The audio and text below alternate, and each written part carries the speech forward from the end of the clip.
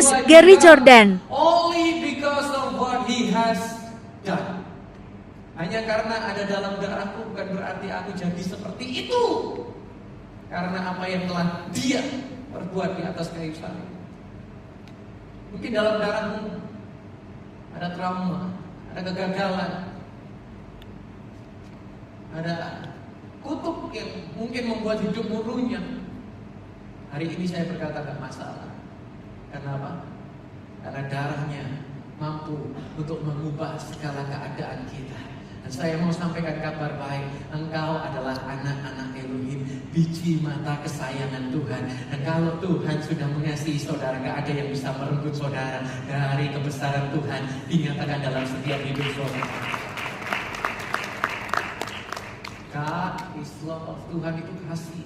Dia gak menutup manusia, tapi karena dia memiliki masalah sama dosa, dan dosa itu memisahkan kita dari Tuhan, maka manusia mewarisi kutukan karena dosa.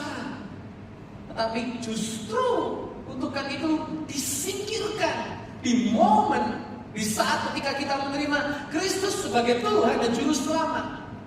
Sehingga hari ini saudara gak lagi menjadi tawanan dosa, melainkan orang-orang yang diberkati oleh Elohim, dibenarkan oleh Elohim, dan dibebaskan oleh anugerahnya. Apakah Yesus mengambil kutuk turunan? Galatia 3:13. Kristus telah menebus kita dari kutuk hukum Taurat dengan jalan menjadi kutuk karena kita. Sebab ada tertulis, terkutuklah orang yang digantung pada kayu salib. Kutuk keturunan dipatahkan. Deklarasi Bible. Kalau ada dari saudara yang orang tuamu miskin, di atas Golgota Yesus menanggung kutuk kemiskinan supaya engkau hari ini boleh diberkati. Kalau ada orang tuamu yang sedang sakit, di atas Golgota Yesus menanggung semua kutuk sakit penyakitmu, sehingga oleh bilur-bilurnya engkau disehatkan, engkau disembuhkan. Kalau ada orang tuamu yang sedang menderita, di atas Golgota Yesus menanggung semua derita kita, sehingga hari ini kita penuh dengan sukacita, penuh dengan damai sejahtera melimpah terjadi dalam setiap hidup kita. Yang mustahil jadi mungkin karena Yesus bersama dengan kita. Tiga hal yang bisa kita lakukan untuk hancurkan untuk keturunan. Yang pertama, dari tadi itu introduction-nya. Ini baru poin pertama. Yang pertama yaitu recognize. Yang kedua adalah remove. Yang ketiga adalah remember. Hizkia tahu masalah kita, dosa dalam darah yang mengalir terus menerus. Remove, Hizkia buang sampahnya, dia hilangkan segala kenajisan.